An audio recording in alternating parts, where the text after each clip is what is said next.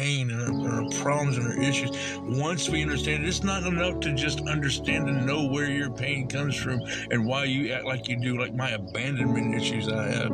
And I have such strong abandonment issues, and I think all of us do. I think some more than others, but we all have it at some level. We have abandonment issues. How can you not live in this world?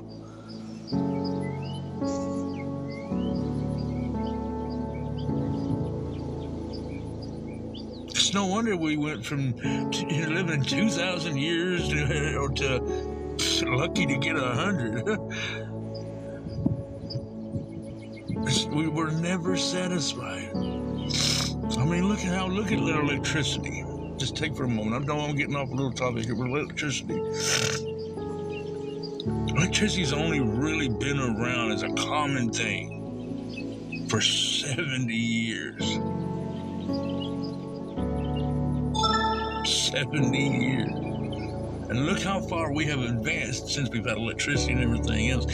And it's great. We have all this stuff to be able to communicate, because that's what all of this stuff that we have out here, television, cell phones, computers, are supposed to be able to bring us together. And it does. It does bring us together, but how many of it is also a distraction to us? Oh, one more level and I'll quit the game. One more episode and I'll turn it off. And that's just a couple of examples. I know y'all can think of a million more probably, because we're the best at that, just making excuses. But why? That's what I'm going to get back to, is why. Why do I feel like sometimes I'm going to push people away and they're going to leave me because of my abandonment? Why do I feel that way? That's important for us to grasp one of those things. If we can battle at least one of those problems we have, every 5 years, whatever it takes, we have to, as long as God decides that we have on this earth. Now, we're not promised tomorrow, but we got time. We don't have to rush it on this earth. Now, we're not promised tomorrow, but we got time. We don't have to rush it.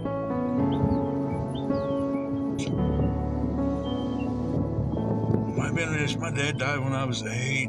My grandmother died when I was 6. My granddaddy died when I was 7. My dad died when I was 8. We were all real close. We were living with them.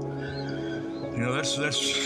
And, you know, of course, dogs and friends and moving around and things like that. You know, I don't have to explain it. There's abandonment issues. Everybody knows what abandonment issues are, but I love so deeply for people because I'm afraid that I'm not going to have much time with them. And so I try to bond with people, and I bond so quickly with people because I'm afraid that I'm only going to have a short time with someone in my life.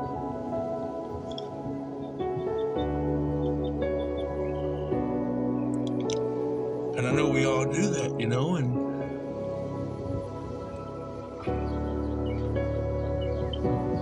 because that's what we're used to in our life. People coming and going because the world tells us we can do it on our own. We don't need nobody else. Well, maybe a soulmate, maybe somebody there with us. But we don't need nobody else. We can't do it on our own. We don't deserve it. That's great. But you know what? Love, respect, and helping each other is so much stronger. So much better. I mean, look at all these organizations. Some of them, they may not be no good because there's so many people fighting about them. But you look inside those organizations, they're doing.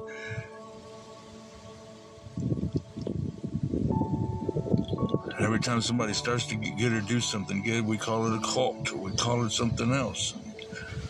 Because that's just the way it is. So I stopped trying to be some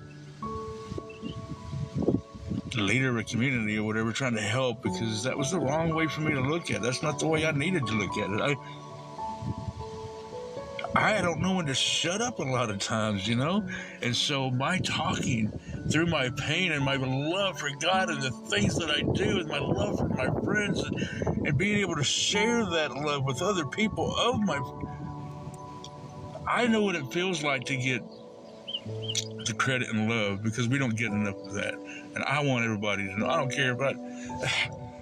You can ask my wife. I don't give up. I've been telling her for almost 22 years every day, how much I love her and how beautiful she is. So much to the point that I'm pretty sure she's immune to most of my charms at this point. And that's who I am. And I thought to myself, maybe I need to stop doing that. Other people are getting aggravated. And I thought, what? Why do I need to stop loving? I need to back off from loving this. I mean, I know it can be a little much sometimes, I guess, or whatever, but I look at my life and starting to realize if I'm too much for somebody, you don't need me as a friend, because I know I'm too much. I'm too much for myself. I think that's why we need our true close friends, because we know how much we are for ourselves, and we need someone to understand us and just listen to us so we can share the burden, share the pain with someone, and share their pain as well. But we're too busy on what's in it for us, and we're also too busy with being scared or being hurt again. Trying. And I think that's sad.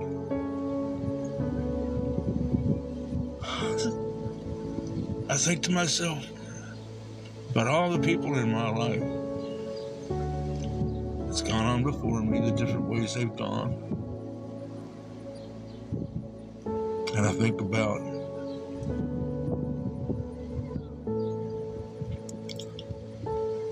how I could have been that friend more, maybe. And I know it's not all on me, it's on all of us, but I feel like every person that takes their own life is someone we failed as a society, as a person, as a human, as a Christian, as whoever you are.